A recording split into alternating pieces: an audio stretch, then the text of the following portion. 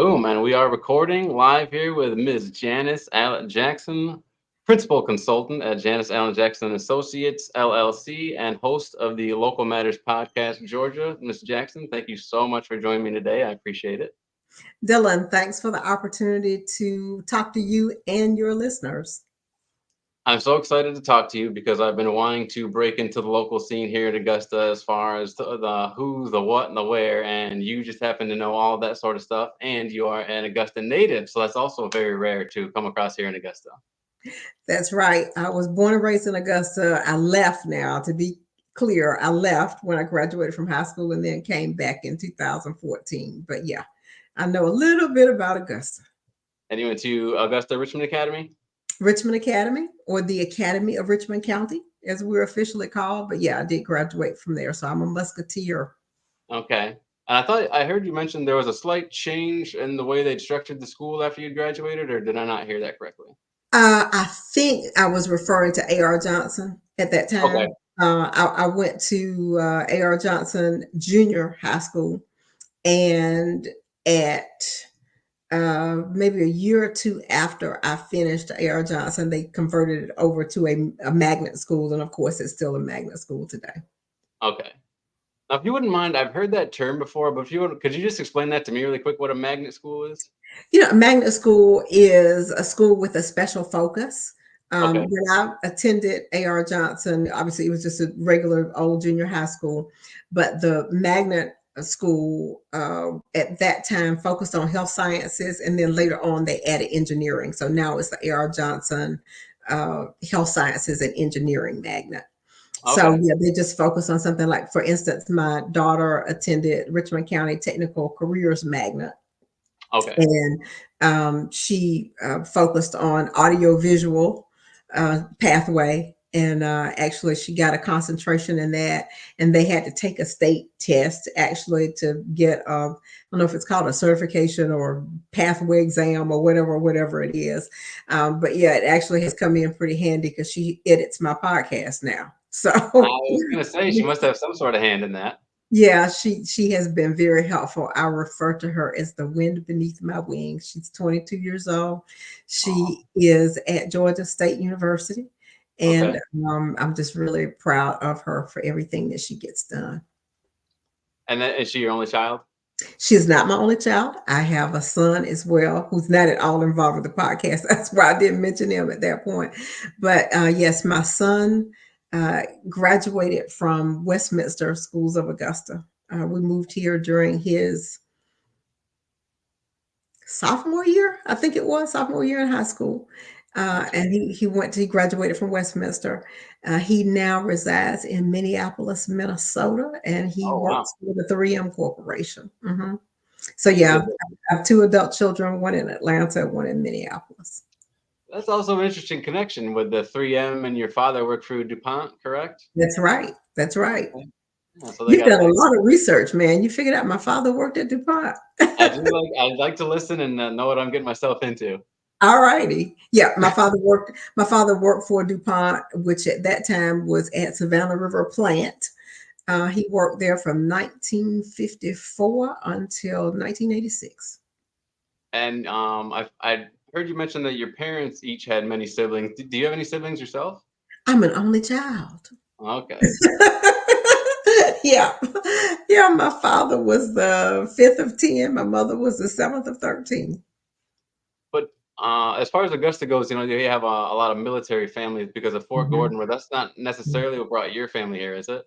Mm-mm. No, I tell you what, my dad is from Burke County, Okay. and he had actually worked for DuPont in New Jersey when he got out of World War II. He left the army, stayed in New Jersey for a while, and he went to work for DuPont up there, got laid off. So when they opened up Savannah River plant, Yes. he went on over and said, "Hey, I was laid off at DuPont. Y'all got anything for me?" And they said, "Sure, we got something for you. You should be one of the first hired." So that's how he wound up going to work for them. Okay. Yeah, I've been doing a little bit of research into SRS. I certainly want to do a podcast speaking to some people out there as well. And one thing I thought was very interesting I came across among many is I guess some of the cast members from The Wizard of Oz, particularly the Munchkin clan, came down and were working on the pipes at SRS because of their size. They were able to fit into the pipes easier. I have never heard that story before, but that's hilarious. Yeah, that was wild. That is That was wild. hilarious. I actually got a chance to go out to the plant. I don't know how much research you've done already, but I'm a member of the Augusta Rotary Club, and one of our members works for one of the corporate entities out there. There's so many, I don't want to botch the name of it. I think there are about 5 or 6 subcontractors working out there now, but Mhm. Yeah. he works for one of those. He arranged for us to get a tour, and we did the tour, and they said that they actually have a YouTube channel, and obviously they've got a website, and you can get a lot of information. Like, they didn't allow us to take pictures when we were there, but they said, whatever you want pictures of, we can give to you. So it was really cool for me to be out there. And in fact, a couple of other Rotary members also had family members who had worked there. So it was really kind of cool for us. I mean, I saw the nuclear reactors that my father used to repair. He was a Wow. maintenance mechanic at the plant. So I was like, that's a nuclear reactor. I bet my daddy climbed up on this thing at some point or another. Yeah. Yeah, that part of it starts to set in too after a while. Is realizing how much the workers didn't. Maybe they were not informed at all, or misinformed, or just couldn't know any better as to the effects of what was going to happen working around all this stuff. But yeah, that's a Yeah, sad case as I, well. I have some real questions about that. I mean, it's one of those things, and I actually did a podcast episode not too long ago with Tanya Bonatatibus of the Savannah River Keeper, and Okay. we were talking about the trade-offs. It's like, okay, you want to bring good jobs to your community, and those jobs, offer benefits, a stable work environment, good salaries, salaries that you could support a family off of. Yep. But is the trade-off that you're exposed to all those chemicals?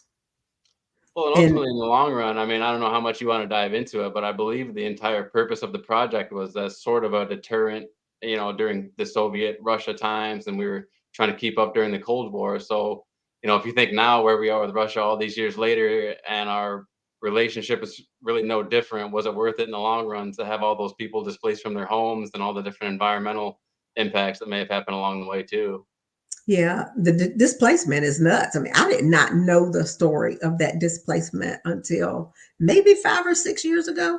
Yeah, There's a local pastor who was in living in Ellington. He was born in Ellington, which and is they the said, town that it mostly we takes had up now. we had to clear out. So his family just decided to move to Augusta when they had to clear out.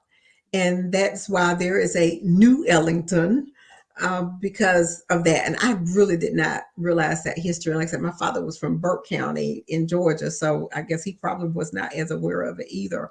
But I was just Yeah. fascinated by that. And when we were on the tour, they talked about it a little bit more. But there's a ton of information out there if you want to do a story relative to the contaminations, pollutants slash cancer causing agents, relative to Yes. all of that. When we were out there, somebody made one of the presenters, because we had several presenters before we got on the bus and drove around. One of the presenters talked about the um, how they do testing. We do testing on a regular basis. We check the deer and the fish and, everything else, wildlife within a certain radius of the plant. And I asked, well, how long y'all been doing this testing? I said, oh yeah, we've been doing it since the beginning of time, since we opened up in the early 50s. And that just was cause for pause for me. Because I was like, well, if y'all were always doing all this testing, how come so many people got sick? And how come the federal government is offering, settlements to families whose loved ones passed away and Yeah. paying medical bills for people? Because ironically, the woman that I was talking to, I mentioned some of my fellow Rotarians also had relatives who worked there. And she was telling me about how sick her dad is right now, and how That's my wife. Sorry, she's letting the cat in. yeah, how sick her dad is, and the federal government is having to pay for his care and all that stuff. And I just asked the question because I could tell it was getting sensitive. But I asked the guy when he told me that they've been testing like that all the time.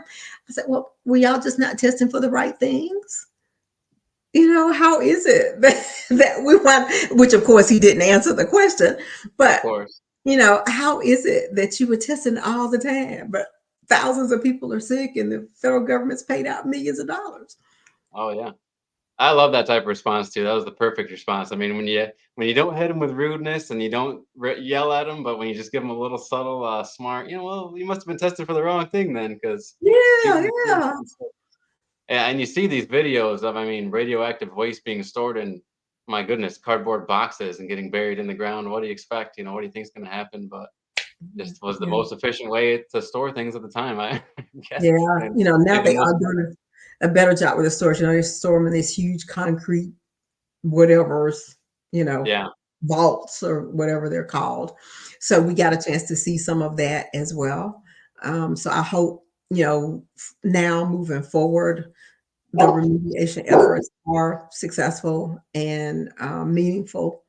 But yeah, they did a lot of damage over the past 70 years. You mentioned, I mean, there's plenty of stuff I wanted to dive into, but since you brought up the Savannah River Keepers, that's another thing I had sort of come across and have been looking into, with this presidential run lately that's been going on. I'm not sure how familiar you are with Robert F. Kennedy Jr., but his sort of, A little, a yeah, little. his rise and all the talks that he does, I've sort of been following, and I guess he's part of the River Keepers. So, just looking into what we have here in Augusta with the Savannah River and what a huge part of not just this area, but the entire country that is. I get interested and curious and see what type of environmentalism and activism goes on around here. And I must say, I'm sure there is a community.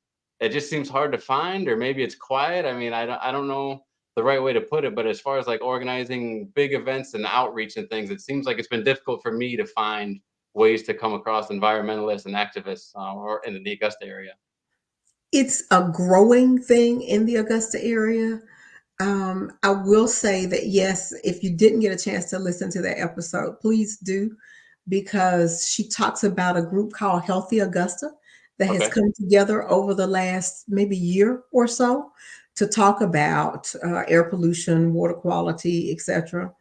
There's another group, the Sierra Club also has a presence here as well. And I know they have a Facebook page. Okay. I'm pretty sure the Riverkeeper has a Facebook page as well. So please check those out. I think those may be your best connections to folks who are interested in improving the environment. But it really is a tenuous discussion in the Augusta area because we are so dependent upon those chemical companies. I mean, you just look at the number of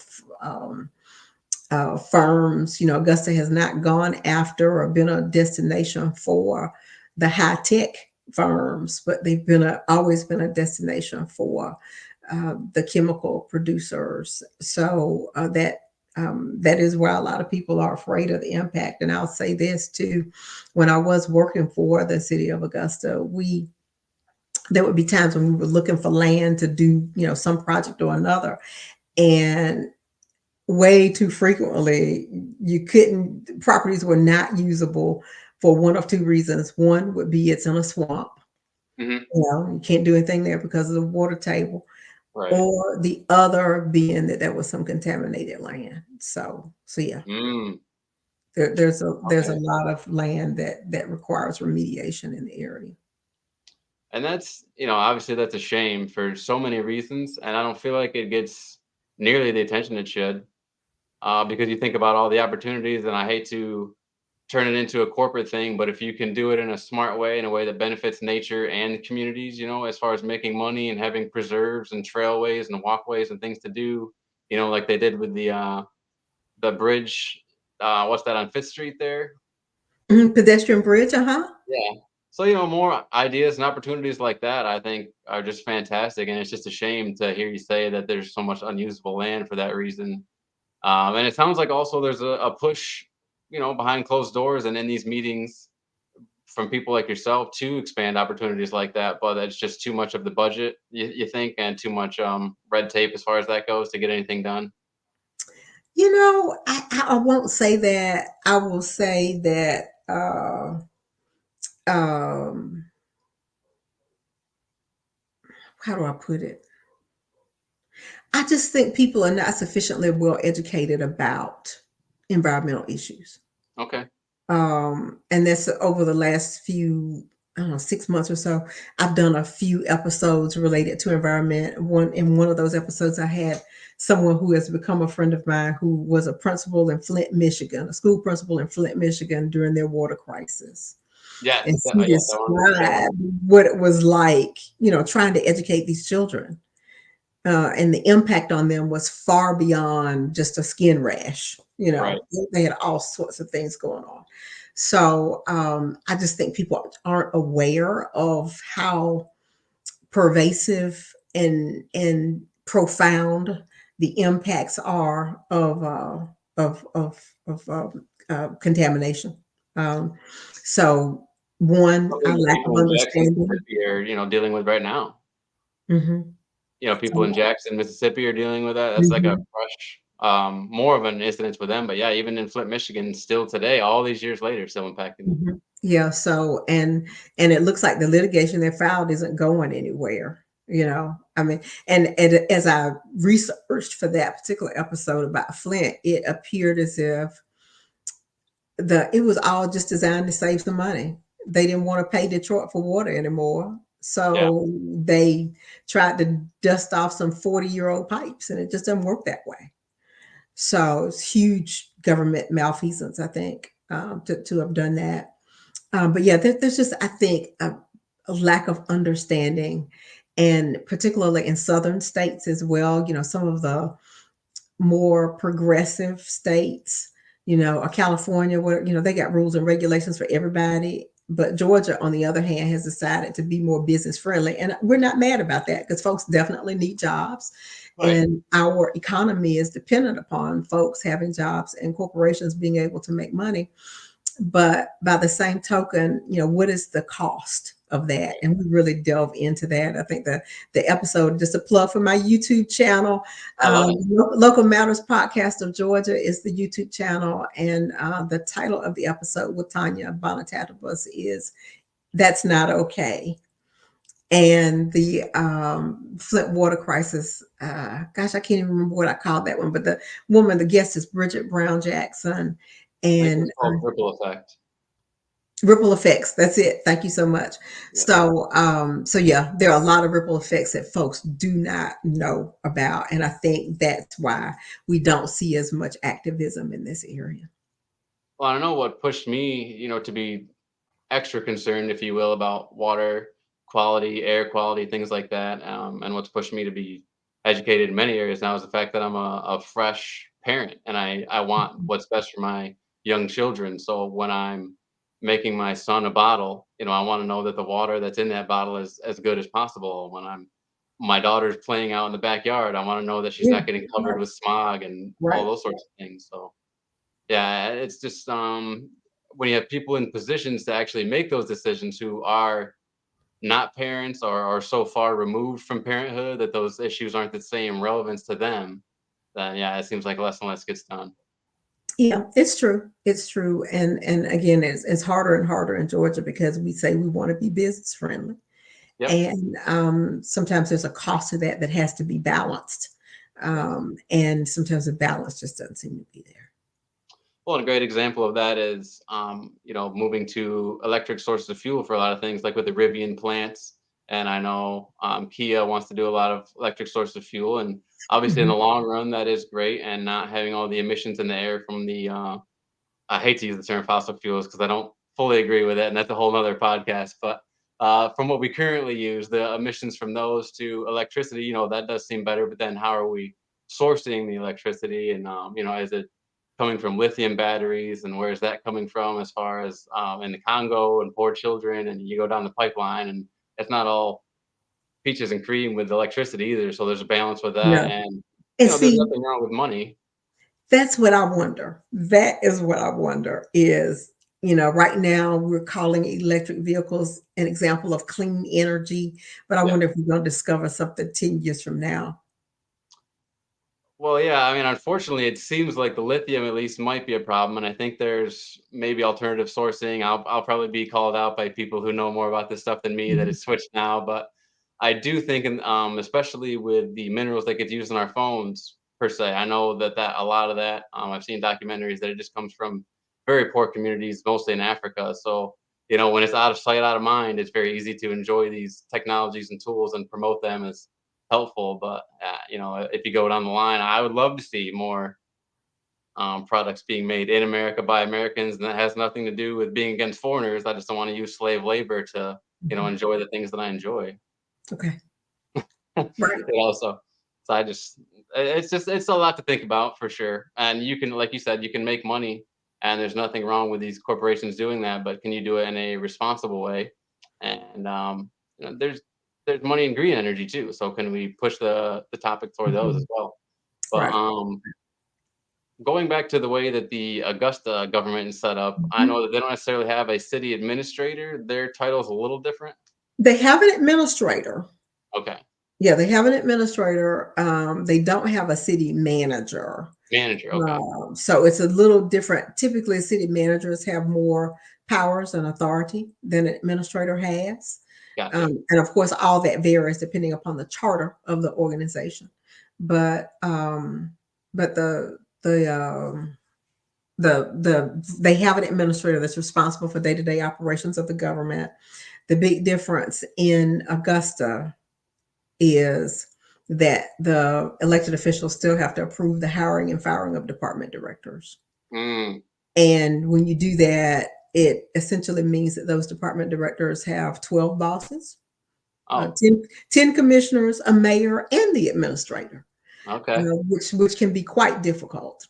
Yeah. And of course, right now we're in a situation where there's administrative position, there's somebody acting in an interim role, but they've had some difficulty selecting a permanent administrator for government. So Well, that actually, also is not good. I'm glad you brought that up, and I was gonna do it right here. I have the article Mhm. pulled up, and Mhm. maybe we can go over this together, and you could help me understand it more. Sure. This article is from WFXG.com from Fox 54 News Now, titled Mhm. "Citizens Share Concerns and Frustrations About Augusta City Administrative Process." Yeah. What day is that? I don't think I saw that article. What date was This it? is fresh. This is from just 20 or 18 hours ago, 18 15 hours ago. hours. No, I have not seen that. Okay. Yes. So we dive into a little bit here from Ainsley Edwards. I'm sorry if it's Ansley, if I pronounced that wrong. It reads Citizens and Coalition for Action in downtown Augusta joined together Monday afternoon for a forum about finding a permanent city administrator. Some citizens say they are concerned and frustrated that a qualified administrator has not been named in 2 years. A room of concerned citizens gathered, but no city leader showed up. It's been 2 years since the departure of former administrator Odie Donald. Do you happen to know if this is Takia or Takaya? It's Takia. Okay, thank you. Takia Dowse has served as the interim since. Some in attendance defended the job she's done. Christopher Dowse, husband of Takia Dowse, denounced the rumors that his wife was unqualified for the position. Additionally, he claimed those in attendance had spread false information about her. He says in part, those are the facts, okay? So for you to say that and to like that, to lie like that, end quote. So yeah, if you wouldn't mind just helping us catch up a little bit here on what's going on. Yeah, let me, and I'm in a unique position to describe that. Okay. I'm not familiar with this group, so I can't respond to that. And I will go back and read the whole article when we finish this. But I, of course, served as administrator for 4.5 years in Augusta, in addition to having worked in other communities as well in similar roles. Native Augustan, as we talked, and current resident. I chose to stay in the area. So I'm a taxpayer here. Yes. And I also am a senior consultant with the executive search firm that handled the search for that position. Okay. So I did not work on that search because it is our practice that if you work there before, you don't get involved in the search. But I know what the process is. I know what we look for, and I know how it all works. So, we probably could have a whole conversation about this, but I'll start with Absolutely. Number one, it is so detrimental not to have a permanent administrator. It sort of holds your organization hostage. Yeah. Along with the way the rest of it's structured, and we can go into that too. Yeah, we can go into and the rest of where the rest of it's structured can be problematic in terms of efficiency as well. Yep. So you already got a setup that has some shortcomings, and no setup is perfect. We'll say that, but you have a setup that has some shortcomings, and then you have this limbo period. I mean, it's almost unheard of for somebody to be in an interim role for 2 years. Yeah. And a couple of people have asked me questions because like you are now. People, friends, associates, they'll call me, text me, ask questions, and I try to explain this, and they'll ask, well, if Miss House doesn't get the job, what happens to her? And I said, typically what happens is that you go back into your old position. Ms. Douse was director of central services for the city for about, I think, 5 or 6 years, something like that. And in fact, I promoted her during the time that I was administrator. I had to ask the commission for approval to appoint her, but they granted approval to appoint her to that position. She was my recommended choice. So she was in that position when she left central services to become interim administrator. Someone else had to be appointed as interim central services director. Yep. So Makes not sense. only is the organization without stable permanent leadership, that department is without stable permanent leadership as well. And that Gotcha. happens to be the department that takes care of all the city's facilities. That's pretty important. Yeah. What someone might want to get on that. Yeah. So you've got that, and employees, they're sitting and saying, well, he ain't permanent. She's not permanent. So I think that gives employees, it gives them uncertainty, and some people take it as latitude to do more that they shouldn't do, that they ordinarily wouldn't do if there was somebody permanent in place, Right. just Oh yeah. because of the uncertainty there. Even looking at some things like, hey, maybe we should hire a certain vendor to provide X service for us, or look at other ways to implement or provide services. You get hesitant to even make moves like that because you don't know. I mean, it may be that they hire somebody else and that person comes in and doesn't like what you put in place at all. So there's just so many ways that creates instability within an organization. Oh yeah. So that is detrimental. Number one. Number two, is it fair to have somebody in an interim role for that long Right. a time?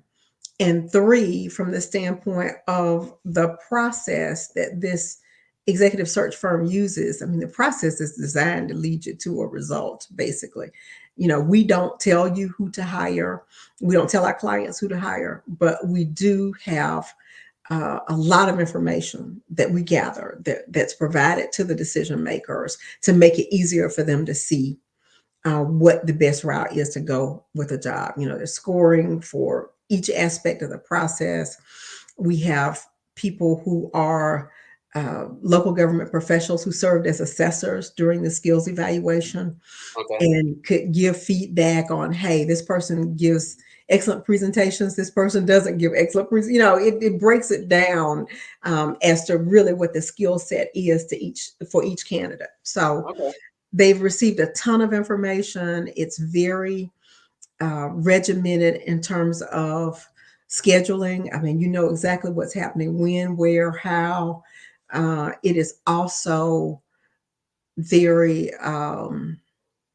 because it's so structured, it minimizes opportunities for shenanigans to take place. And that's one of the reasons I like working for the firm. I've been a senior consultant with them Yeah, the off and less on since shenanigans, I the left better. the city of Augusta. So I'm very, very disappointed as a taxpayer, as a local government professional, as somebody who was in the position. I'm just really disappointed that this has played out in the way that it has. So I was I mean in reading on here, I'm sorry. It looks like there's another candidate. Tamika Allen remains Mayor Garnett Johnson's pick for the position. Yeah, the way the charter is set up, Augusta's charter is set up is that, and it's different in every city, but the way Augusta's charter is set up is the mayor has responsibility for naming three choices, three people. Um, The mayor has responsibility for naming three and then recommending one to the Okay. commission. And then the commission votes on what the mayor put out there. Well, it says the Augusta Commission is at a stalemate on who to choose to fill the role permanently. Prompted taxpayers to ask if procedures are being followed. In May, taxpayers will cast their votes on a referendum, which would give the Augusta mayor a vote in every decision that comes before the commission. So that's interesting. That's a huge So you change. talked because that would be more the strong mayor type of It, system you talked it about still before. it still wouldn't be a strong mayor. If you have a strong mayor form of government, essentially the administrator will report to the mayor and the mayor only. Okay. And typically in strong mayor forms of government, it is not at all unusual for the mayor to come in and appoint his or her own department directors. And those department directors would be tied to the mayor as opposed to, tied to the government more generally. Gotcha. So it's not a strong mayor, but it is more authoritative than what the mayor has right now. As the charter is currently set up, the only time the mayor gets a chance to cast a vote is when there is a 5-5 tie on Yeah. something. And interesting, if you go back to the history of consolidation, I don't know if you've read all of this, but prior to 1996, there was the city of Augusta and there was Richmond County, and they were two entirely separate governments. Okay. In 1995, the state legislature moved to consolidate the governments, largely because the city of Augusta had gone financially belly up. Mm, I don't think they officially filed bankruptcy, but they might as well have, because yeah. they were at a point where they could not make payroll. Okay. And there were a couple of reasons for that, maybe more than a couple. But the two reasons I think that stick out with me are, one, the city's population had dropped so drastically. If you look at the city's population in 1950, it was at 70,000. Okay. By 1995, it was around 43,000.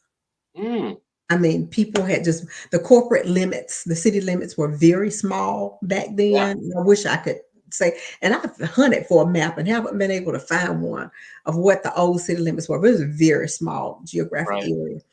And people just moved out, and they were living in Richmond County still, but they moved out of the city limits into the unincorporated areas of the county. So drop in population, and then also they did have a strong mayor form of government, and the mayor was responsible for the budget and the city's finances. Hmm. And I don't think he was entirely forthcoming about what was going on. So they were bleeding money and nobody knew. Huh. So that's As certainly I the cons of a strong mayor is Yeah, that that you was the kind of a strong mayor, which hence is why there's not a strong mayor form of government when they did the consolidation. It's like, no way, we'll go back to this. So they did this where the mayor really is he is a convener of the council of the commission. His job is to preside over the meetings and hopefully help them reach consensus on various matters, yeah. but does not have that type of day-to-day management responsibilities. So the mayor, uh, in this, the way they set up the charter, the mayor again only voted when there was a 5-5 tie. Since you've got 10 commissioners, the 8 from districts and 2 from super districts. Ah, And those super districts. districts represent half of the county. It's a pretty unusual setup too. I describe it to people and they're like, oh, that's interesting. But those super districts, essentially, because race was such a big part of what was going on. I mean, there were a lot of people in the Black community who were against consolidation at that time. They fought against it because they thought that African Americans stood to lose some political clout because of it. And but it really was just financially, there was no way the city could have continued. So I think it was the right decision. But districts, let me get them right: 1, 2, 4, and 5 are in super district 9, and those are essentially the black half of the county. And then districts 3, 6, 7, and 8 are majority white. So it was essentially the white half. So Got Super District 10 represents those districts. Okay. So and I think the idea was that those super district commissioners were supposed to be sort of buffers, you know, which I'm not sure how well it's played out, but I think that was what it was supposed to be, is that they were supposed to be buffers, negotiators, et cetera, et cetera. So and of course some of that, those aren't guaranteed districts, because there have been times where District 1 has been recently where District 1 has been represented by a white person as opposed to a black person. Mm, And District 6 was initially intended to be a white, quote unquote, white district, and has been represented more recently by a black person. okay. So, but that's kind of what they had in mind when they set this thing up. Right. You want it to be reflective What of the community. what the legislative delegation missed, and at the time, right after consolidation, I guess it was a 20-year point after consolidation, they did a newspaper, did some stories, and one of the folks who was in the legislature at the time said, "We never envisioned how hard commissioners would work to make sure the mayor didn't get a chance to exercise his right to vote." Wow.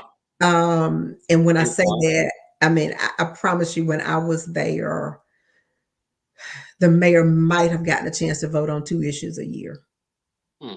If there was anything that looked like it was going to be 5-5, somebody on one side of the issue or another would walk off the dais or abstain or whatever to make sure that it wasn't 5-5. Wow. Yeah. So if it's five, which is to say, if it's 5-4, the mayor doesn't vote. Right.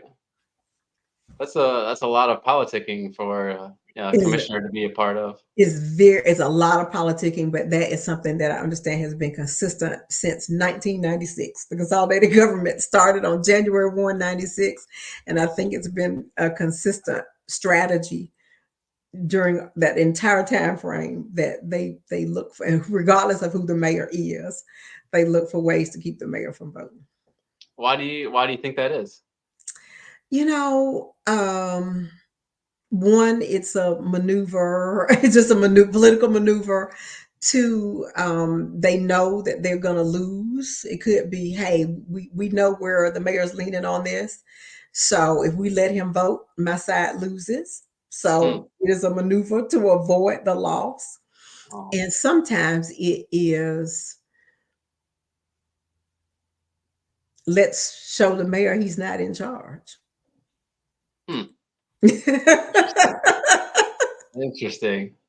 Yeah, those are the things I became accustomed to dealing with politicians over the last 30 years of my life. Now, these are kind of two separate questions about the same person. Have you met Mayor Johnson? I do. Yes, I know him. He's a member of my church. Do you like him as a person? You know, as a person, yes. Yeah. Um, and I don't say too much about politics. I think, but about individual politicians. Let me say that. Um, we haven't had this discussion, but I would imagine it's been a little bit of a rude awakening, Okay. since he's never been in office before. You Yeah. know, it's just, it's a whole different thing, and a lot of people who are first time office holders in various positions, be it city, county, school board, state rep, you name it, they get a lot of surprises when they Gotcha. come in. And you had a conversation. Well, I guess I'll skip the second part of that question then, since he goes to your church and Mhm, you know him so well. mhm, mhm. You had a conversation with current district attorney Jared Williams. Yes, I did a great episode with him. That was one of the first longer episodes and one of the first YouTube videos I ever did, because I just started a YouTube channel. I've been so reluctant with all of this. It's like, yeah, maybe we'll do that. Uh, I I don't get know. it. And they talked me into the YouTube channel. Of course, I'm glad that folks did. So I interviewed him. I think that he is one of the smartest men in the state of Georgia. So, but we had a really good conversation about, what he does all day. Number one, because I was like, "Do you still go in and prosecute cases from time to time?" And he's like, "Oh yeah, I go into court." And we talked frankly about the change in the judicial circuit. Yeah. That caught. I said, well, what's your biggest surprises? We were talking. Everybody in elected position gets surprises when they come in. So, what's your biggest surprise? He said, "Oh, the judicial circuit being split." you know, they all get surprises. So, but yeah, we had a good conversation about his philosophy after we got past, what you do all day. We talked about his philosophy, and I was asking questions like, "Hey, how do you decide who you're taking to court when you think it's a plea deal? Just what goes through your brain when you have to make those types of decisions." So we had an Yeah. excellent conversation. Does he? I mean, were you pretty impressed by his sort of missions and things he wanted to accomplish here? Yes, like I said, I think he's one of the smartest folks in the state of Georgia. Ironically, and I'll share this. This happened after my interview with him because my interview with him was over a year ago. The A week ago, 2 weeks ago, can't remember. I'm a member of the Augusta Rotary Club, and our club had the idea, which I thought was actually a very good idea, to have sort of a panel discussion. Normally, we have one speaker to talk about, some nonprofit organization or whatever, and or something that's coming up on the ballot, like the Coliseum Splosh, for instance. And we can talk about that later if you want to. Yeah, But we had the district attorney from Columbia County, Bobby Christine, and Jarrett Williams sitting next to each other in front of the Rotary Club. And there were probably, 70 of us there, I guess, maybe 80, 90. I don't know what our average attendance is at a meeting, but we were pretty well attended that day, of course, of because course. of the caliber of our guests. And we watched them respond to the same questions. And for the first time ever, I began to come to terms with the split of the judicial circuit. Because I'll be honest with you, when this idea first came up, I was absolutely livid, absolutely livid. Yeah, if you Just wouldn't mind expanding a little bit on that for me. I was livid because this circuit has been in existence in this form for, I think they said, 150 years or something. Yeah. I mean, and so now, as soon as you get an African American DA, you got to change. Oh, okay. And I found that to be offensive. Gotcha. Um, but after I listen, I still won't say I support it because I still have some real negative feelings about this. But after I listened to the respective comments and answers from the two DAs, they are so different. Yeah. So maybe Columbia County does need somebody with a different perspective to prosecute in their county, Hmm. because some of the things that he said wouldn't he could there's no way he could get elected. The Columbia County DA could not get elected in Richmond County. Interesting. I mean, he just couldn't, because I mean, Too people too would be conservative, too. too conservative. I mean, he was talking about things. We need to build more jails, and some of us were sitting there going, "Is that really the answer?" You know. Right. Whereas Jarrett was saying, how are we working with people? What services are we providing with people? How are we working with our school system to make sure that these young people are better equipped, Yes. for life, you Yeah. know? So Root it's an causes rather than entirely just. different philosophy. Yeah. Yeah, that's too bad. And I imagine you have to be pretty upset and concerned then with, I mean, Cop City out in Atlanta. You know what? I followed it some. Is Yeah. this related to the training center? Okay. Yeah, yeah, Is yep, yep. this related to the training center? You Yeah. know, this is where I am, and this is probably some of my local government background showing here. And but also for me, it's a common sense thing too.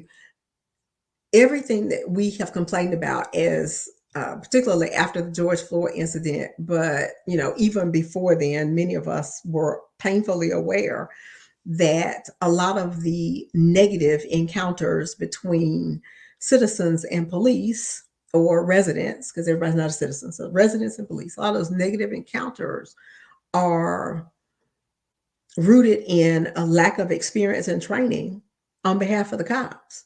Right. So I'm like, well, why are you against the training center? We want them to be trained, don't we? Yeah, that's certainly that side of it for sure.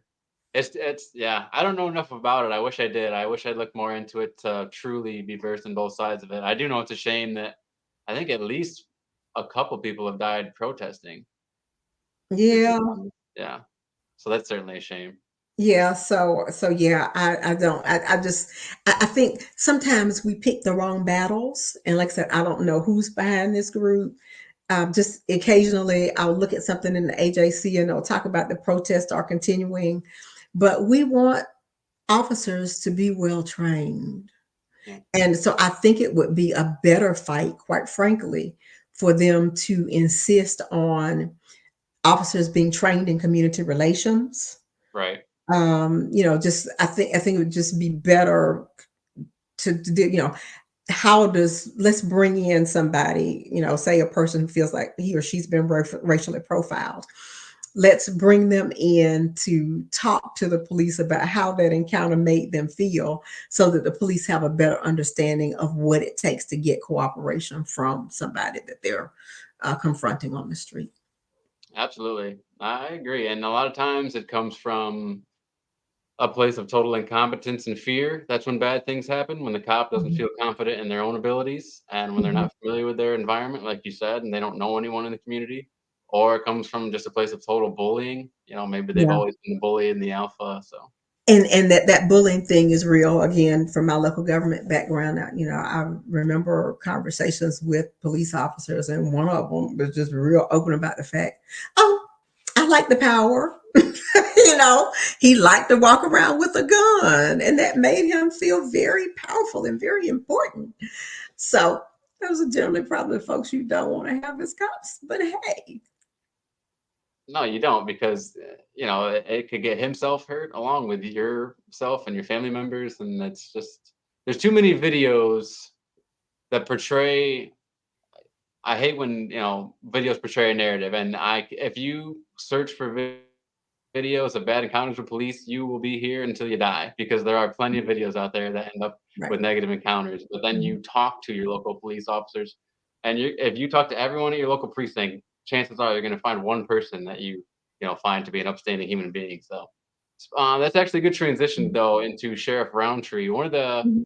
conversations I remember hearing about a long time ago was how of the local positions we elect, sheriff may be the most important because you can make all the laws that you want, but who's going to enforce them? And sometimes that's a choice, and sheriffs can make a bold choice and uphold the Constitution. So how do you feel about that and the position of sheriff and our sheriff? When I make the case that local government is the level of government that folks need to pay the most attention to, what I point out is that the thing that affects you the most is determined at the local level: public safety, Yeah. law enforcement, the courts, and then on to things like parks and recreation, public works, and things. Those things that impact your quality of life are decided at the local level. So please pay attention. Absolutely. And ironically, I've got my upcoming episode is with Liz Owens of WRDW team. I don't know if you watch the team reports at all, I've but seen, she's yeah, my guest occasionally. next week. And during our interview, she said, I had never paid any attention to school board. I just said, oh, forget it. It's not that important. And now that she has a child, she's Yep. motivated as a parent to say, I need to start paying attention to these school board candidates. Crazy what these So kids do to you. yeah, same thing with sheriff's race. Yeah, there's a race this year. It's a 4-year term. So I think there are at least 2 people running against the incumbent, maybe 3. I can't keep up right now. And of course, official qualifying does not take place until March 4th through 8th. So we'll really see who's planning to run then. Okay. Um, so, yes, it's extraordinarily important. Yes, everybody needs to pay attention to who's running for office. As we were talking about consolidation, one of the things that I consider to be quirky about the Consolidation Act is that it did not create a City of Augusta Police Department. Hmm. There was a City of Augusta Police Department in the old city pre-consolidation, and they chose to give the sheriff responsibility for not only the jail, but all road patrol. And that's pretty unusual. You've probably heard um, the Richmond County Sheriff's Office assert that they are the largest sheriff's department in the state of Georgia. I Oh, think really? I think that's what they are, or it's close to that. It's largest or second largest, and that's because in other communities, other counties that may be larger than this, the there's a city police department somewhere. Like there's a Fulton County Sheriff's Office and there's Atlanta Police Department. Well, see, Augusta Right. no longer has Augusta Police Department. Yeah. So that means that all of our law enforcement, road patrollers, where's the sheriff's office, is under the control of an elected sheriff. Hmm. Um, and that also means that our mayor and commissioners don't have any authority over what happens in terms of policing and law enforcement. They Interesting. hand the sheriff a budget. They give him money. They look at his budget request and they decide how much they're going to allocate for that request. But outside of the purse strings, they don't have any policy control over what happens, and that creates an interesting set of circumstances, interesting and unique set of circumstances. Yeah, absolutely. I mean, if you're a person of I don't want to say the wrong ideology, but let's just say an ideology that changes over time, you're not the person you promised to be when you first got elected, that can certainly create a lot of issues if you have all this control and hearsay. And it seems like a lot of ability to hide things amongst paperwork, so yeah, hopefully. Well, you mentioned before that on a different podcast that the commissioners, especially in Augusta, it's not a full time job, and you're getting around 20 some odd thousand a 20 year. something, yeah, mhm. And that's not the case with sheriff. Sheriff's full time. Sheriff is a full-time job for certain. Because yeah, that office has 750 to 800 employees. Okay. So, it's the largest department in Augusta's government. Is that anything that you think could use restructuring, or would it help to restructure, or not at that level, maybe? You know, it it might be worth a discussion, quite frankly, 'cause it's very unusual. There's one other city I can think of, or 2 cities in Missouri, because every state's a little different. The 2 big cities in Missouri, St. Louis and Kansas City. Um, St. Louis may have gotten theirs changed. Kansas City, I don't think has, where the police department basically reports to the state. The Hmm. state of Missouri has a board that over or selects a police chief. Basically, they appoint somebody. So in that instance, again, in those instances, the mayor and their councils don't have any authority over police either. And even though they're on their payroll, they're paying for it, but they don't have nearly as much control. And I know they were trying to resolve Kansas City for sure. St. Louis may have gotten that reversed, and Kansas City, I'm not quite sure where they are in that process. But I say that to say in some communities, it becomes a major issue when their mayor and council or mayor and commission do not have any authority other than, handing out some dollars in the form of your budget to the sheriff's office. So it's something others have looked at Hmm. and fought to reverse. It might be Augusta, frankly, hasn't had much discussion of it that I'm aware of, Right. but it really is something to think about. So it really is something to think about, and I would love to know what the thought process was back in 1995 when they decided that that was the way to go. But it is pretty unusual. I know it's a minor thing, but it's something that sort of struck me as soon as I moved down here because it's different in my hometown, and I think in many places, is how dark the tint is on the Richmond County Sheriff vehicles. I mean, they look like military vehicles. I mean, there's no sense that they're a part of the community or that they want to be a part of the community. Even if that's the case for the person behind the wheel, maybe they are a good person, but you just get this sharp, charger in your face, and you can't see who's behind there. It's just very intimidating, and I guess that's part of the whole thing. But I'd rather see someone who wants to help me and be a part of my community rather than try to scare me. Yeah, yeah. Yeah, you don't need anybody that's trying. I don't need anybody trying to scare me. Maybe some other folks do, but I don't need anybody trying to scare me. Now, maybe you could help me understand another thing that was kind of interesting that happened in Augusta recently was the loss or the misdirection. Something happened with the ambulance service that got really screwed up. Oh yeah, I can talk about that one. I can talk about that one. Yeah. Um, that's another very convoluted Georgia thing that makes absolutely no sense to me. And it just doesn't. Um, Individual counties don't have the type of control over ambulance services that I think they should. Okay. And that's another way, just like I was saying, if you don't have control over your police force and you don't have much control over your EMS services, you're cutting the checks. But, it's not like what, you would expect is that ambulance companies can put in a bid and the county commission or city commission, whatever you have, ultimately makes the decision about who it is that provides ambulance services. In Augusta and Georgia, they have this zone system.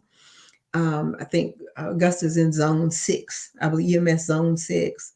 And in zone 6, they're representatives from all the other counties. They've got a council and, regional EMS council or committee or whatever it's called. And um, they ultimately have to make a recommendation, I think, to the State Department of Public Health. I may have that a little off. But yeah, the counties don't have nearly as much control as they should in terms of who provides EMS services. And the county could have become its own zone provider. They elected not to some years ago, and it once you lose it, it takes a devil of a time to get it back. It's a use it or lose it situation. Yeah, I mean, you if you gave up the zone, you can't get it back. you know, so basically, the ambulance provider had the zone, had control of the zone. So it's kind of like Fox Garden the hen house sort of situation. It felt like to me. So you had that dynamic going on. Go Cross had been in place for I don't know, I think close to 20 years, Yeah. maybe. And I will say that during the time I was with the city of Augusta, I probably got just as many complaints, almost as many complaints about EMS service as I did about code enforcement issues. Oh I wow. mean, it was like nobody was happy with the quality of EMS service. Very few. Let me say, very few were happy with the quality of services. And even some of our commissioners had personal examples where they weren't satisfied with things that had happened for their own family members. Hmm. So you know they basically, I can't remember the specific details of it. I know Gold Cross and the city couldn't agree on how much money because they get subsidy, they get a healthy subsidy. So the ambulance companies are collecting uh, insurance payments for insured persons that they pick up and transport. Okay. And they were getting a subsidy from the county that ostensibly was being used to cover those individuals who were not insured, because you got uninsured folks. So they didn't have anybody to bill. So the city was making up, city/county, Augusta Richmond County was making up for that. And like I said, I can't quote the details because it's been a while since I read it. But basically, the city, wanted to open things up to entertain the prospect of other providers. That Region 6 EMS Council agreed to do that, and they opened up a process that resulted in the selection of Central EMS. And from what I've heard, just from the general public, folks are real happy with the services that Central has provided. They've been Okay. visible. It's almost like, almost anytime you're on a major artery of Augusta, you'll see a Central EMS ambulance transporting somebody somewhere. Right. So, and I'm not on the inside anymore. I don't know if there are complaints about responsiveness like we used to have, but I know for sure that Central EMS has put more ambulances on the street than we had under the previous provider. So That's good to know. folks seem to be real happy. I was talking to the average citizen just a few days ago, and he was like, "Oh yeah, I'm so happy that Central is in town," and he really thought people were noticing that. And you had mentioned that while you were in your position, Augusta has a top ranked fire station. Fire, yeah, fire service, fire department, period. Okay. And it's probably one of the biggest. I literally sent the former fire chief a text a couple of days ago because I was out on Robert Daniel Parkway and I saw a fire engine come my way and it has a sticker on it that says one. And every fire engine has that sticker on it. And that means that our department has been rated by the um, Insurance Service Organization, ISO, has been rated as a class one fire department. And at the Fantastic. time we achieved that, there were only about 140 other class one fire departments in the entire United States of America. Wow. So when you're a class one, that means one, your insurance premiums for your homeowners goes down because That's a win-win. that means that there's a fire station within, I think it's 5 minutes or something of you. That means that your water supply is adequate for your fire hydrants, and that means that we can get to our population quickly. Wow. So, and that's the name of the game in fire service. You just got to be able to get there, and you got to have water. So that Fantastic. was one of the proudest days of my life. I texted Wow. him. I said, I remember the day they came down because they make it a big deal. When you reach class one, ISO sends their people to you, and they met with us that morning, and they said, make sure you got your mayor, your administrator, and your fire command staff. Make sure you got them in the conference room. And we knew that they had to be good news when they said we need them all in the conference room at 11 o'clock or whatever it was that morning. And that was one of the best days of my professional career. So we made it. That is Wow. that is an accomplishment of note. Because like I said, only and I was thinking, that means that if I was in a room of city managers right now, city managers and administrators right now, there are only 140 other ones that can say what I can say. And that's the thing. I mean, that's why your Local Matters podcast, I mean, the title is so fitting to go with the saying. And if you want change, you got to pay attention to local. If only, I knew that. If only that had as much coverage as the fact that, our presidents are old. I mean, if I had a nickel for every time I heard that the two people running for president are old, compared to the amount of time I get to hear about Augusta having the number one rated fire department. I mean, Right. it's impressive. We are class one. That's what, like I said, it saves the taxpayer money, which is a good thing, but it also means that, we'll probably make sure that your property does not burn to the ground completely because we got folks, in place. So yeah, we got one of the best in the country. That conversation about your presidential candidates being old, you know what?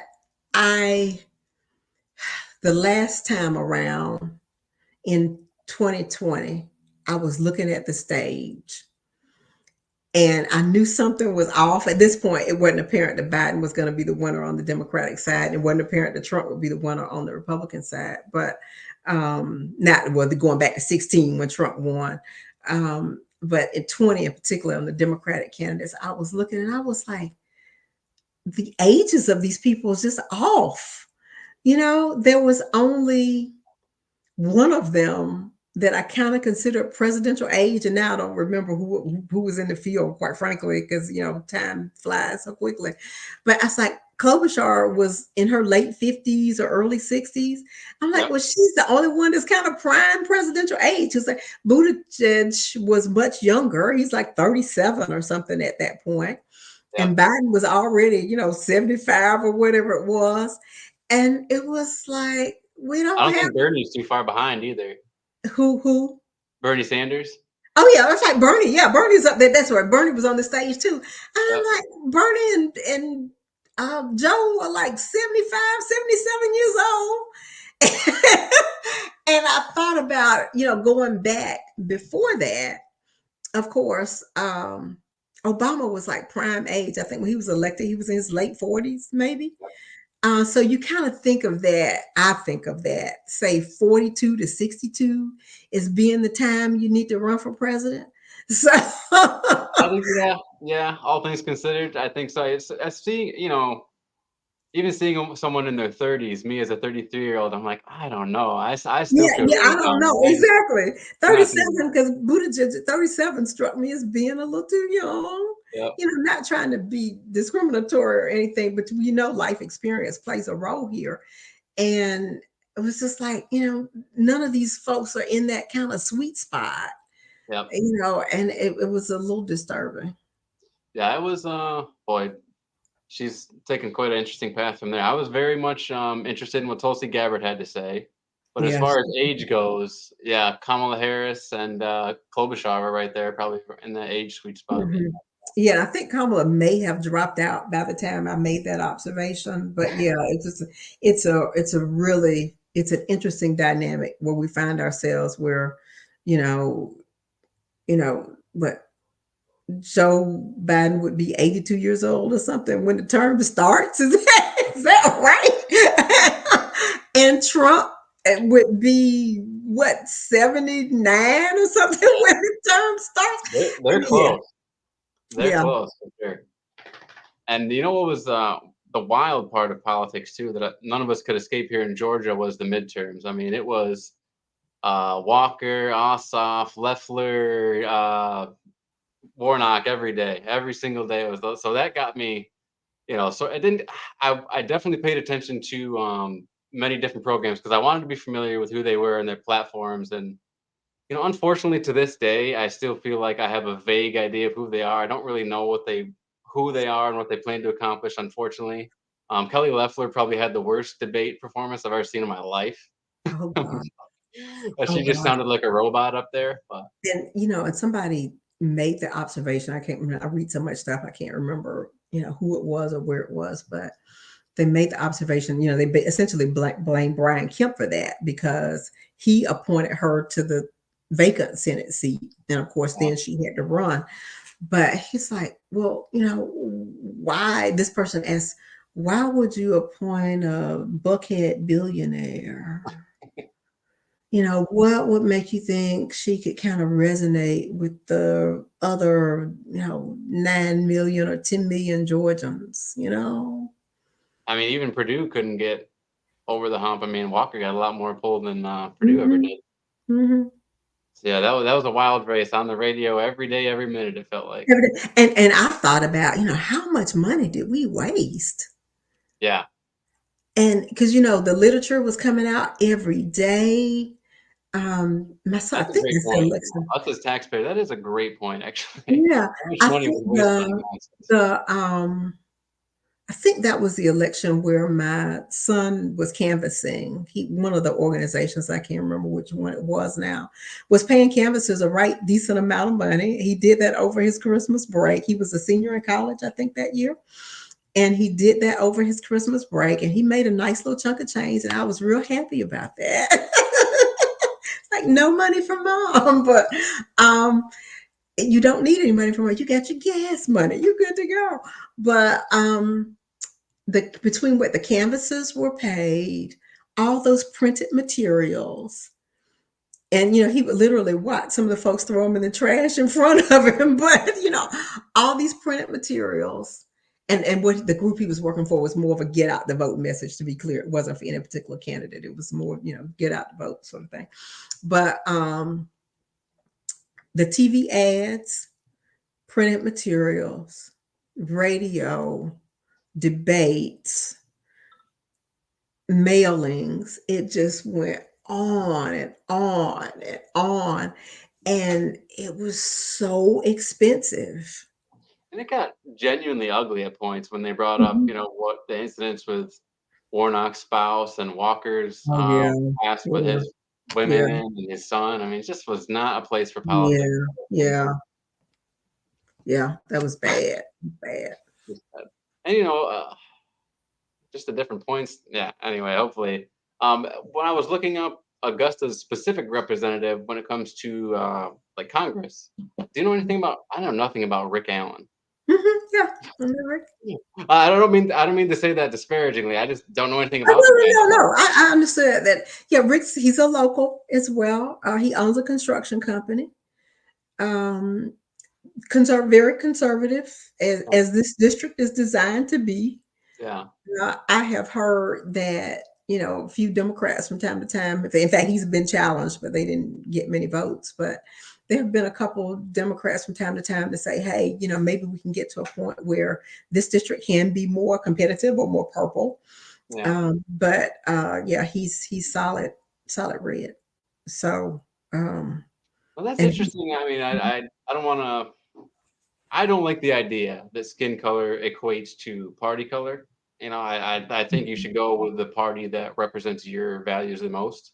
But if I'm just judging by what I see around me, and I think what the numbers would break out, at least in Richmond County, I don't see how that does still bear that, this could be a you're just conservative looking, that's it. You're just looking at Richmond County. The district goes too many beyond other. that. The district, it Yeah, picks up Columbia County as well. Uh, and it winds up leaning real conservative. I don't have obviously don't have the boundary in front of me, but if you look at the boundary, it kind of makes sense. gotcha. Gotcha.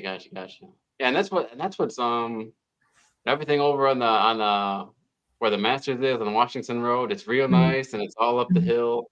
And mhm, then you come down the hill and all the industry is over on where it's mostly, the black population. And it just seems mhm, like something's going on here when all the polluted air and the smoggy water and all the chemical mhm, factories mhm, that you were talking about. I mean, mhm, the schools in this area are majority black populated, and it's mhm. just like you're talking about with commissioners and planning.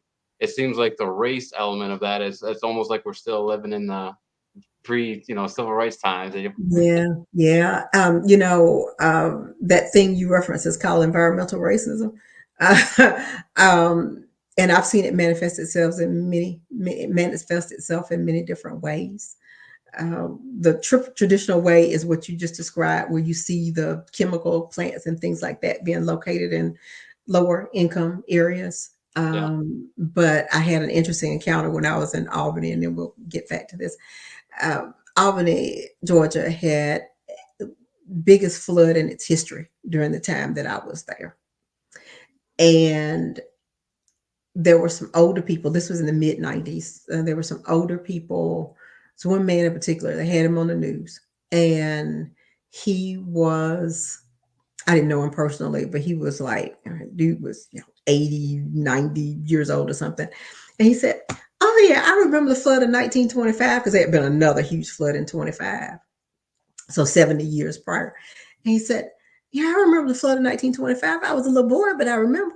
And the water went to all the same places that it went to this time.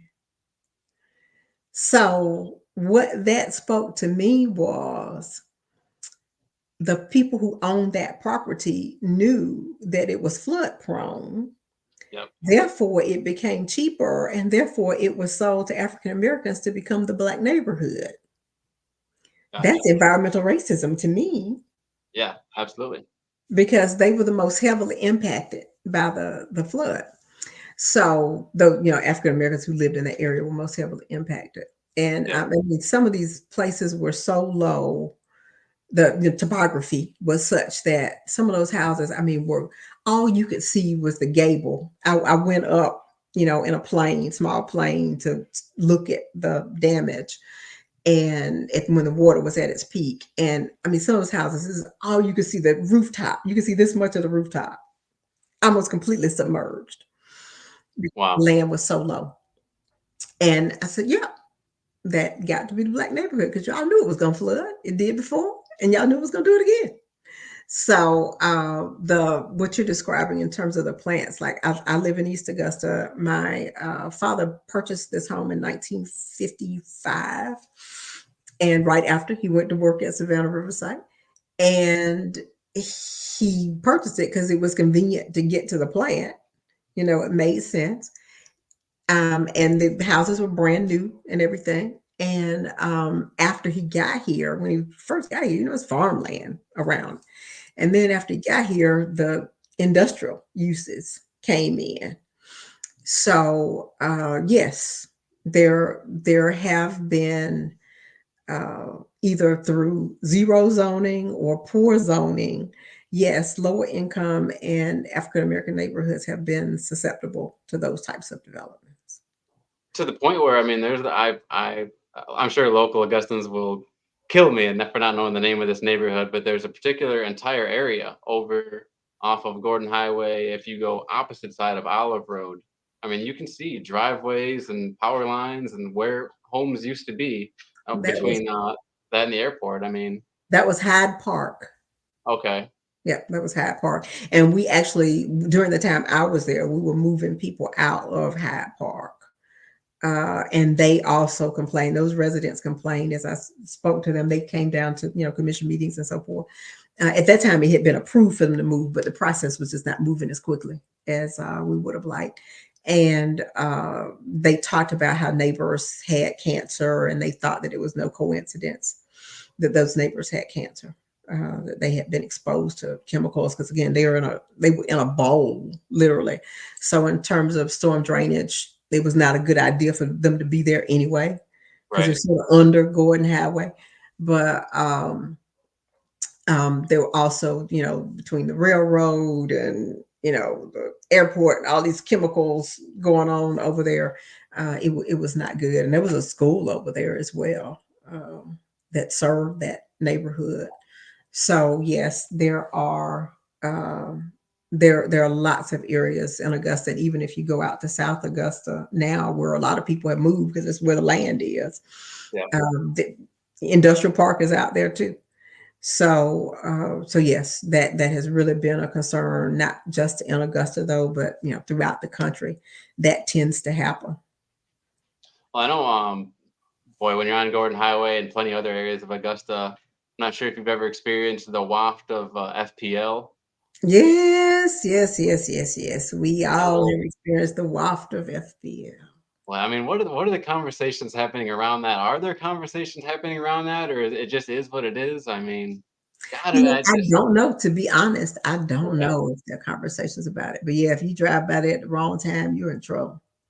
because there's the whole. I mean, I think it's called Dog Park community over there. Dog, what like Dogwood Terrace? Dogwood. That's what it is. I mean, that Yeah. whole community is over there, and I gotta imagine they get plenty Yeah, of they it. I really mean, get all it. the time. Yeah, yeah, yeah. Yeah. That So that area, Old Savannah, is that Old Savannah? Old Savannah Road, New Savannah Road, gosh, Molly Pond Road. It's a lot of chemical contaminants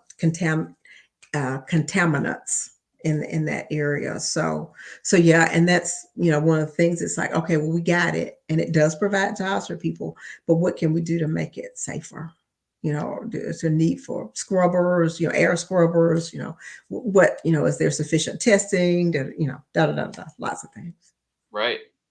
And since I moved here, it seems like there's a recognized need to sort of redo that whole trip from the airport to downtown. I mean, it's not Mhm, the prettiest visibly trip when you just arrive in town and you're looking to go mhm, to Broad Street and experience all the things. So it mhm, seems like between the streetlights coming in and the concrete barriers mhm. that they put up, there's some sort of concerted effort to change Yeah, things up there's on that there's some part. effort to improve that, but Do yeah. you happen to know what the latest is on the Regency Mall?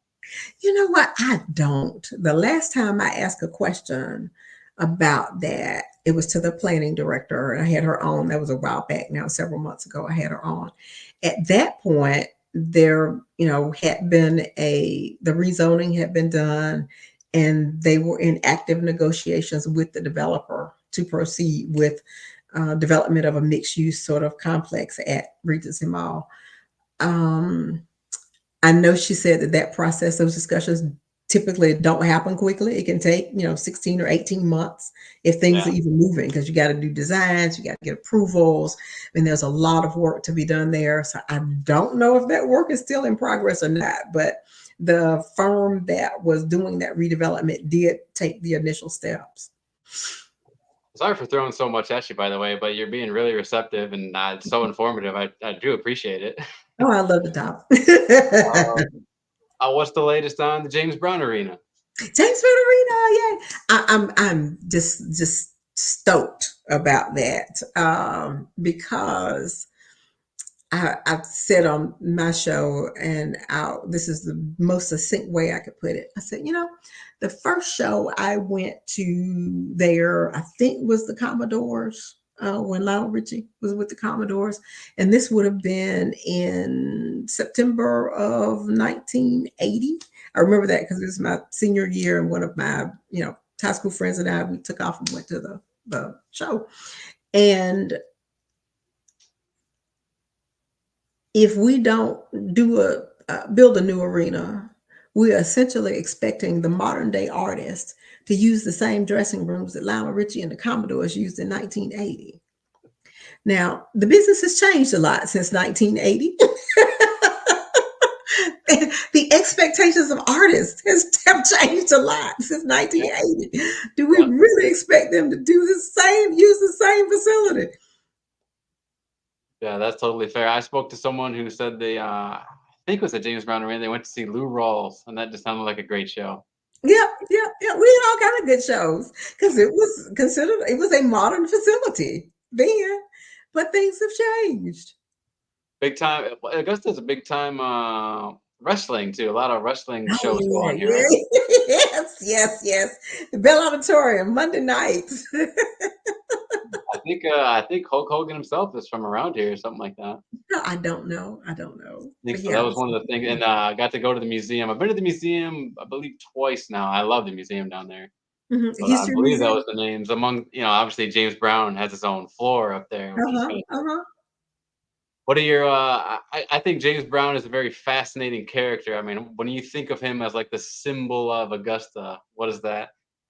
Does that sort of bring out anything for you? You know, when people ask me about Augusta, it's broader than that. When people ask me about Augusta, I said, well, we're I think it's the 5M economy. I never can remember if it's 4 or 5, but there's masters, music, manufacturing, medical, and military. So it's 5Ms.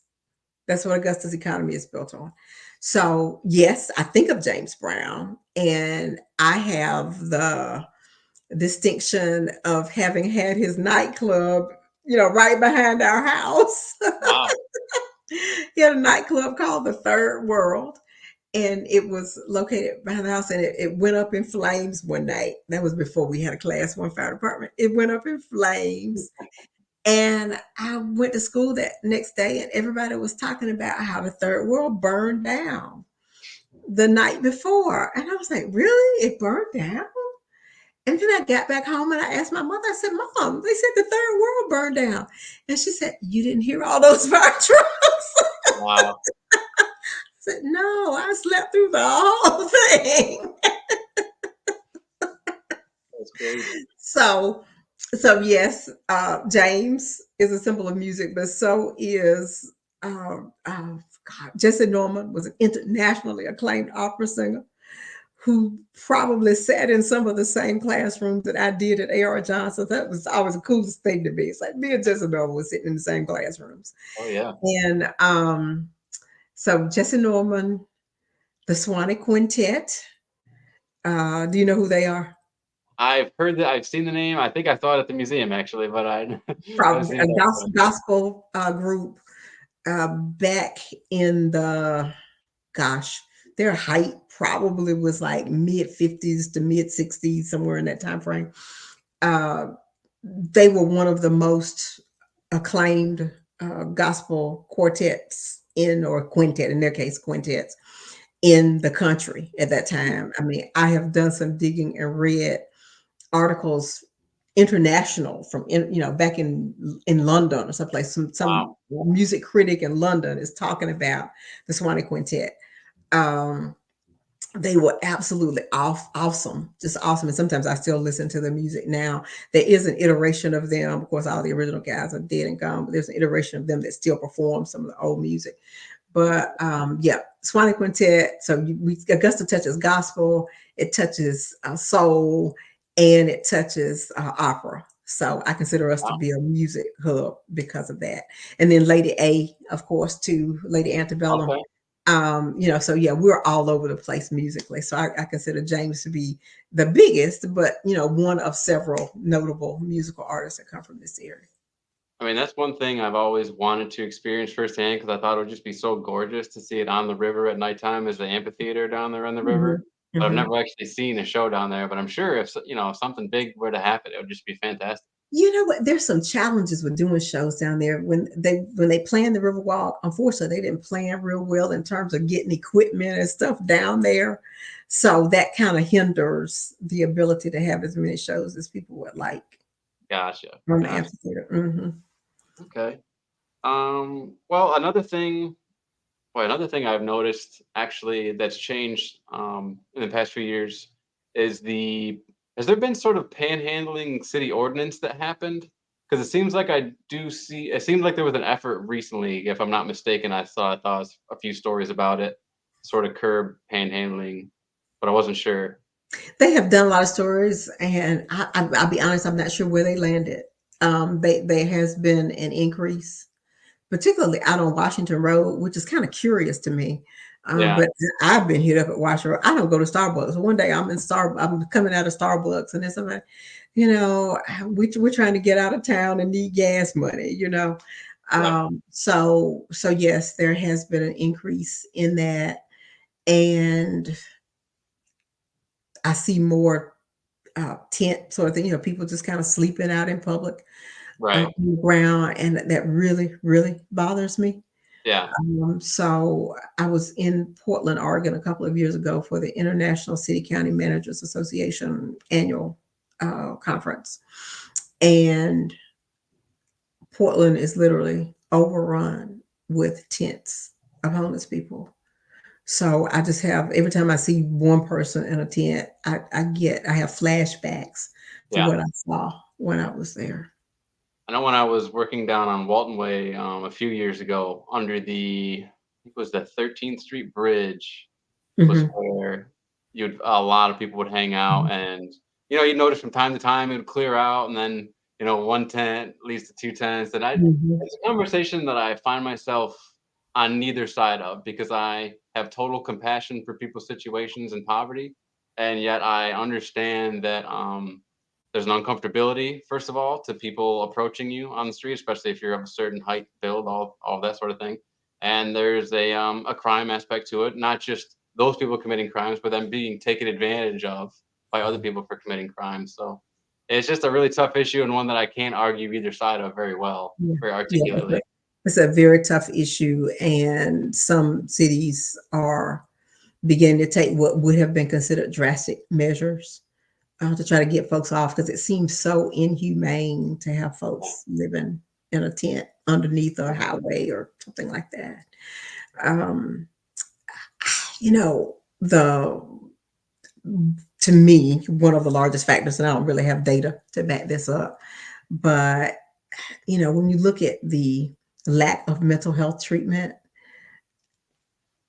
it's like, gosh, it's obvious that you pass by folks, they need some mental health treatment. Yeah.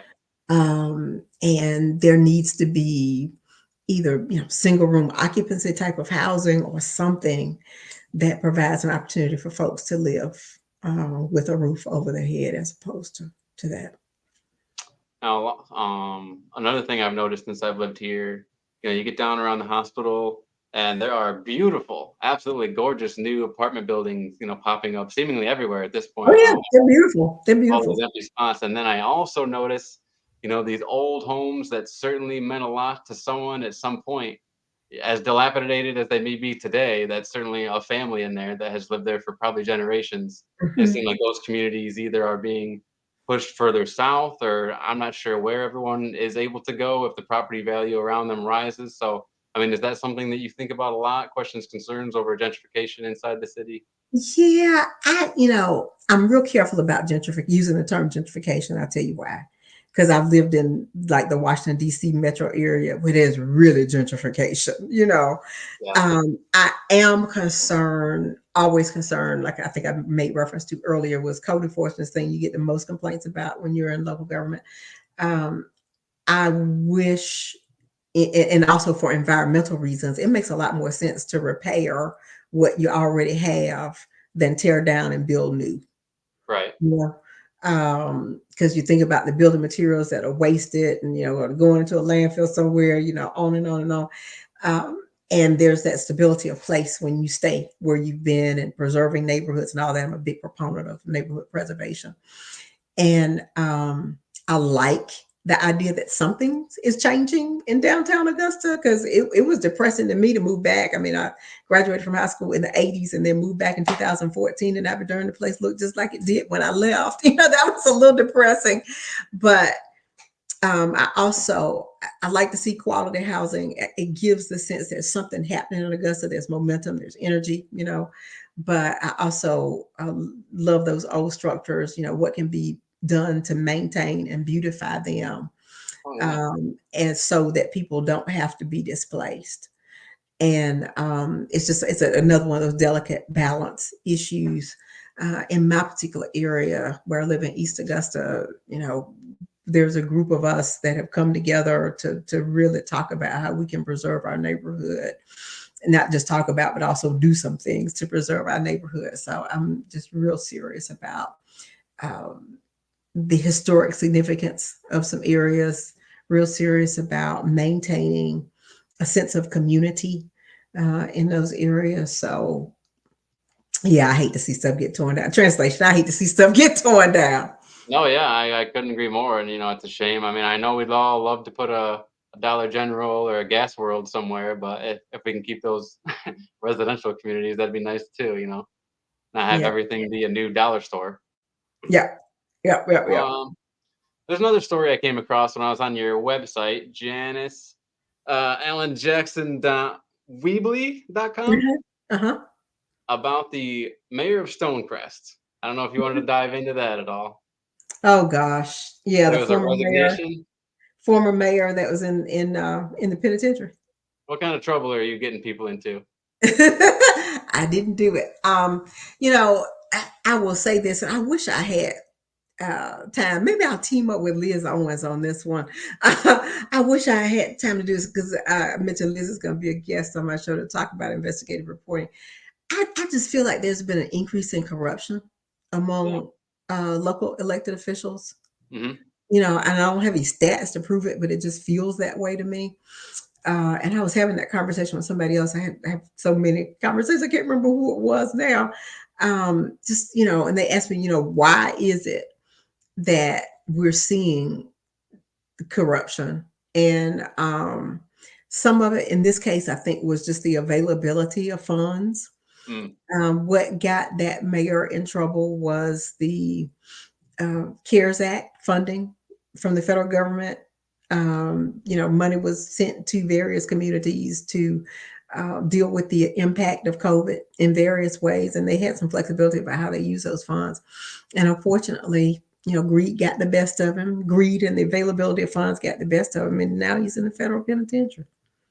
Do you think that that part that we talked about of it being a more of a part-time job, a lower salary job, is that something that just sort of lends itself to that sort of thing? I hear people say that, but I don't think it has that much to do with it. I really don't think it has that much to do with the salary, because you knew what the salary was when you signed up. I mean, had, if when you ran for office, if you thought that wasn't enough money for you, you should have just opted not to run for office.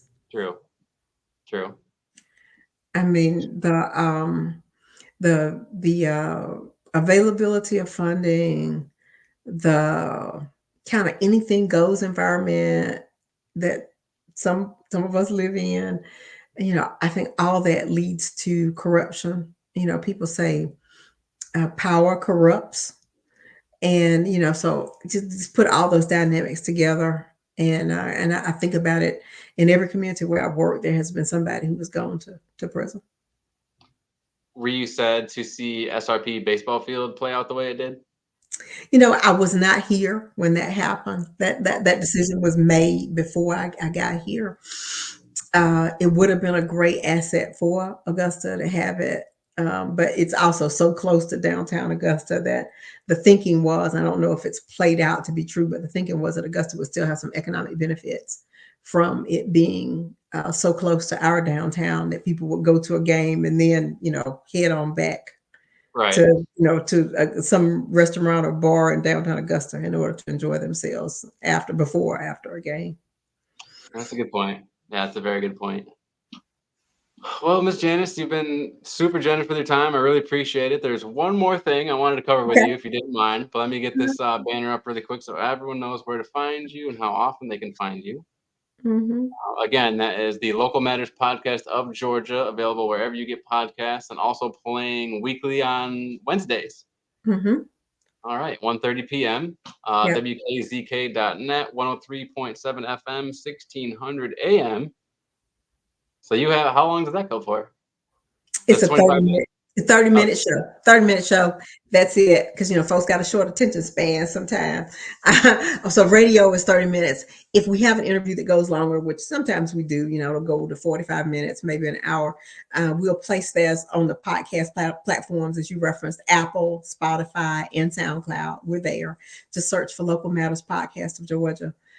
Also, we're on YouTube. We don't post something every week on YouTube. But some of our best episodes are there on the YouTube channel, Local Matters Podcast of Georgia. So please subscribe to our YouTube channel and please follow us on Facebook. If you're on that platform, it is the Local Matters Podcast of Georgia. And we post links to all of our episodes there too. and if you wouldn't mind, I mean, I've had a great time. I'd love to have you back on sometime. We haven't talked anything about Masters. We haven't talked any Brian Kemp, Stacey Abrams, none of that. So Uh-uh. I'd love to chat a little bit more with you about that stuff as well. So feel free anytime. Invitation's open for you, Miss Jackson. All right, great. Thank you so much for having me. This has been a great conversation. Appreciate it. This is kind of a light story. It's a silly story to end on, but I just wanted your thoughts on it real quick. Mhm. We had this story from the Augusta Chronicle. This was from, I believe, last year or 2 years ago. Who makes decisions like this? it Who's in, it is the Augusta Commission. who's involved with stuff like this? How do they got time for this? you know, they regulate everything. Again, that's why it's so important to pay attention to your local elected officials and what they're doing. But that's been one of the things too. The lower end of Broad Street and all those strip clubs, and it's like, do we want that? Is that what we want? Shout But out, shout they're out looser, to Miguel looser here from the laws Augusta at the strip Chronicle, by club. the way. Well, man, thank you so much. I truly Thank appreciate you coming you. on. I hate to have this be the last thing people see with your face here, so let me get this. Let me get that off the screen. Thank you so much, Miss Jackson. I really appreciate it. Again, people can find Local Matters Podcast of Georgia anywhere you get podcasts. I truly appreciate you being generous with your time. It's been a wonderful conversation, and I hope you will come back soon. All right, great. Thank you so much. Thank you so much, and we are ending the recording.